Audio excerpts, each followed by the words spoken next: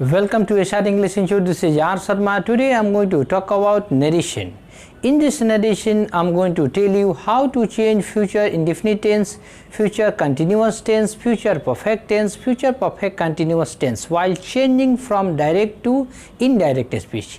यानी आज मैं बताने वाला हूँ कि डायरेक्ट से इनडायरेक्ट स्पीच में बदलते समय future indefinite tense, future continuous tense, future perfect tense तथा फ्यूचर परफेक्ट कंटिन्यूअस टेंस को कैसे बदला जाता है। तो इन सभी बातों को स्पष्ट मैं करने जा रहा हूं केवल एक छोटे से ट्रिक में, तो ध्यान रखें। Let's start the video lecture.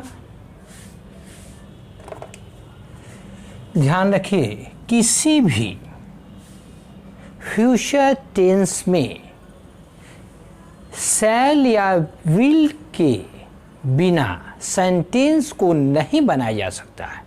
यानी कि फ्यूचर का कोई भी टेंस हो, चाहे फ्यूचर इंडेफिनिट हो, चाहे फ्यूचर कंटिन्यूअस हो, फ्यूचर परफेक्ट हो, चाहे फ्यूचर परफेक्ट कंटिन्यूअस टेंस हो, उसमें शैल या विल का प्रयोग होता ही है।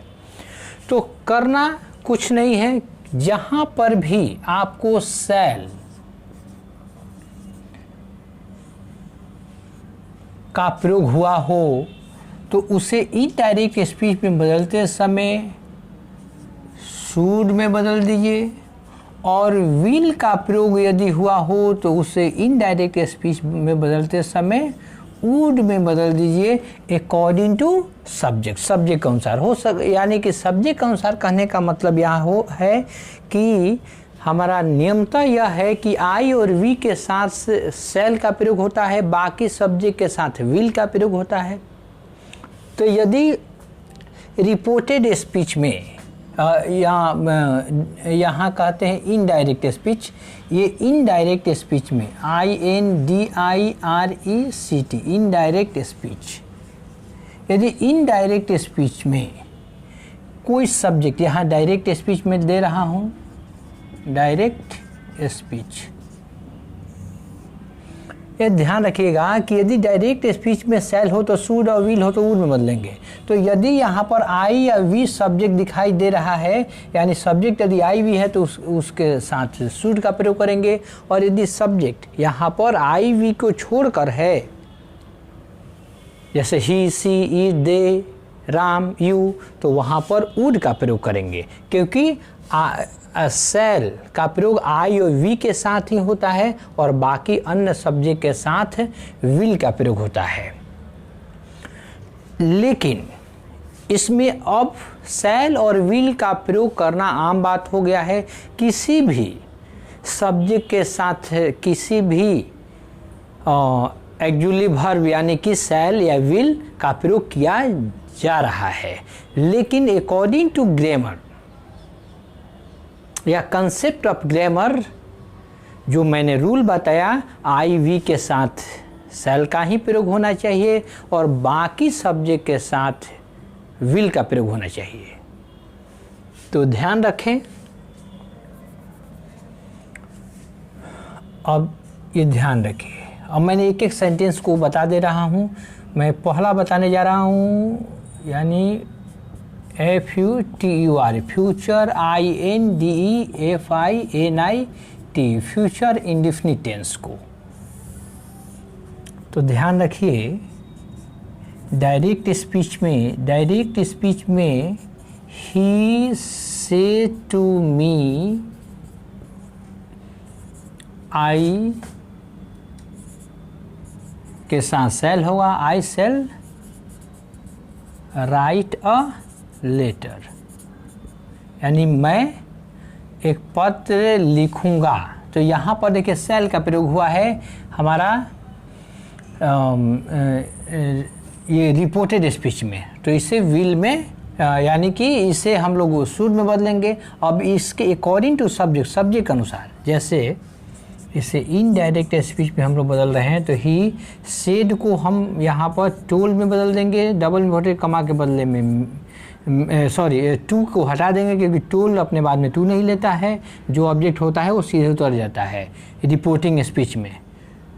अब यहाँ डबल इन्वर्टेड कमा के बदले में यह सेंटेंस असर्टिव है, तो इसके बदले में डैट का प्रयोग करेंगे। फर्स्ट पर्सन सब्जेक्ट अनुसार। तो सब्जेक्ट हमारा ही है तो यहाँ ही होगा। अब यहाँ ही ध्यान रखिएगा, यहाँ ही आ गया तो ही के साथ तो विल का प्रयोग करते हैं। तो ऐसी परिस्थिति में हम लोग वुड का यहाँ प्रयोग करने लगेंगे, क्योंकि आई वी ही सेल का प्रयोग लेता है, यानी आई वी के साथ ही सेल का प्रयोग करते हैं। तो इसका पास्ट भी रूप आई वी के साथ शुड का प्रयोग होगा। और बाकी सब्जेक्ट के साथ विल का प्रयोग करते हैं तो बाकी में ही, सी, इज, दे, यू है तो यहाँ पर ही का प्रयोग है, तो वहाँ विल का प्रयोग होना चाहिए। और ये बदला गया है तो विल का पास्ट वुड होता है, तो यहाँ वुड का प्रयोग कर दिए। लेकिन यदि आप चाहें इसको करना तो सेल की यानी शुड भी कर सकते हैं सेल के अनुसार। राइट दिया है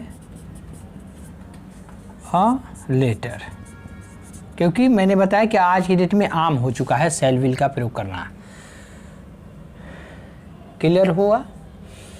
अब नेक्स्ट सेकेंड में जो बताने जा रहा हूं वो होगा आपका फ्यूचर कंटिन्यूअस टेंस, यानी जब रिपोर्टेड स्पीच में फ्यूचर कंटिन्यूअस टेंस दिया हो तो कैसे बदलना है। He said to me I shall writing a letter। यहाँ भी वही दिख रहा है, यहाँ पर केवल कंटिन्यूअस यानी shall will sorry be, I shall be writing a letter यानी बी के बाद बिफोर का प्रयोग होता है। इसे डबल इन्वर्टेड कॉमा यानी इसे इनडायरेक्ट स्पीच में बदलेंगे तो सब्जेक्ट उतर जाएगा। शेर जो दिया है ये टोन में बदल जाएगा, टू हट जाएगा तो मी बचा। डबल इन्वर्टेड कॉमा के बदले में दैट का प्रयोग होगा फर्स्ट पर्सन सब्जेक्ट के अनुसार, तो सब्जेक्ट ही है, ही के अनुसार हमारा विल का प्रयोग होना चाहिए, तो इसे पास्ट में बदलेंगे।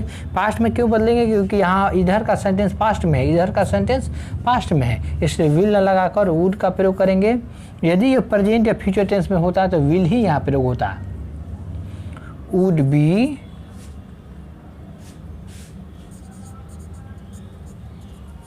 Writing a letter. अब नेक्स्ट जो बचा हमारा फ्यूचर परफेक्ट टेंस, यानी 3 हुआ फ्यूचर परफेक्ट टेंस। तो ध्यान रखें डायरेक्ट स्पीच में यदि यानी डायरेक्ट रिपोर्टेड स्पीच में यदि फ्यूचर परफेक्ट टेंस दिया हो, जैसे ही said to me I shall have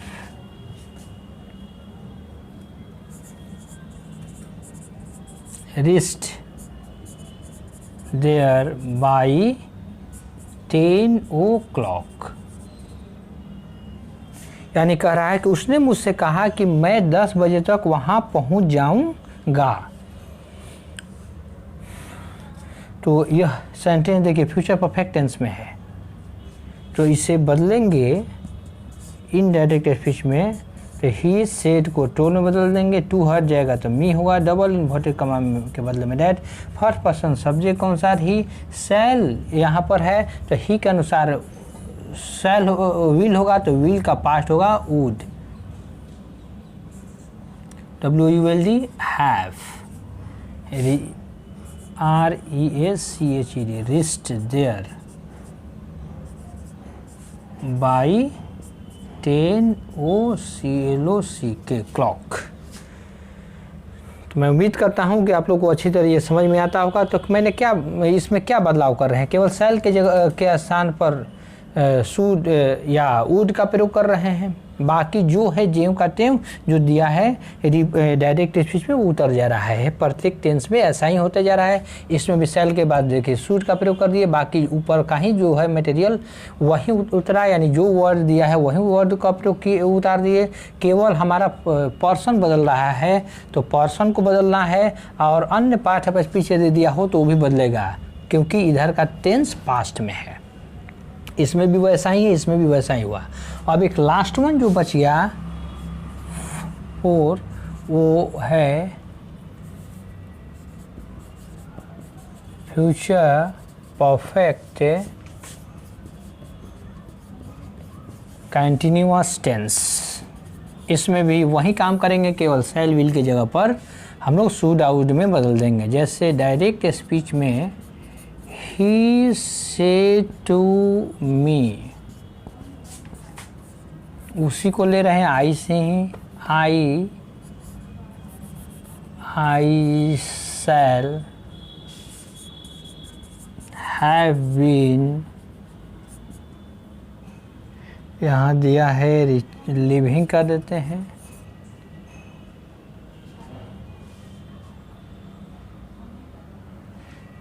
living in Arrah from 2010 या 11 इसमें कर दिए।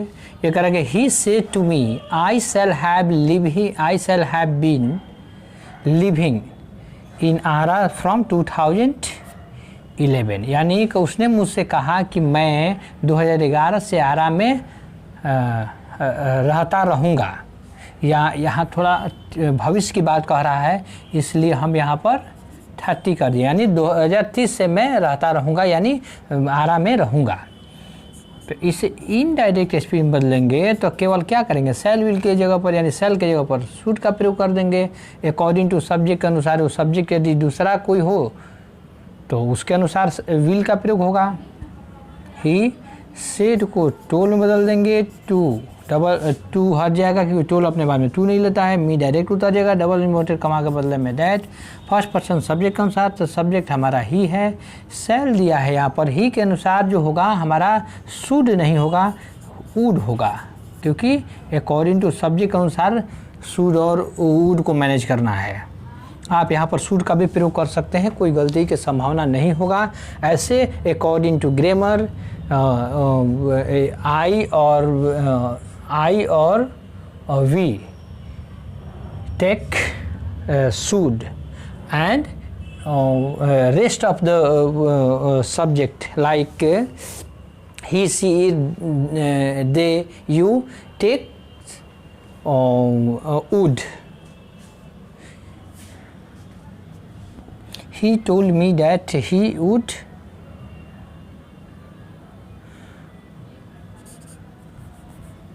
have, अब देखिए यहाँ would कर दिए, बाकी जो उतार देंगे जो बचा है। have यहाँ बचा है डायरेक्ट स्पीच में, बीन बचा है, लिविंग बचा है, इन आरा फ्रॉम 2030। तो मैं उम्मीद करता हूं कि आप लोगों को बात समझ में आ गया होगा। केवल हमें क्या बदलना है, शैल के जगह पर शुड और विल के जगह पर वुड बदल देना है अकॉर्डिंग टू सब्जेक्ट। तो thank you for watching this video. यदि आप लोगों को वीडियो पसंद आया हो तो इसे लाइक, सब्सक्राइब तथा शेयर करना न भूलें।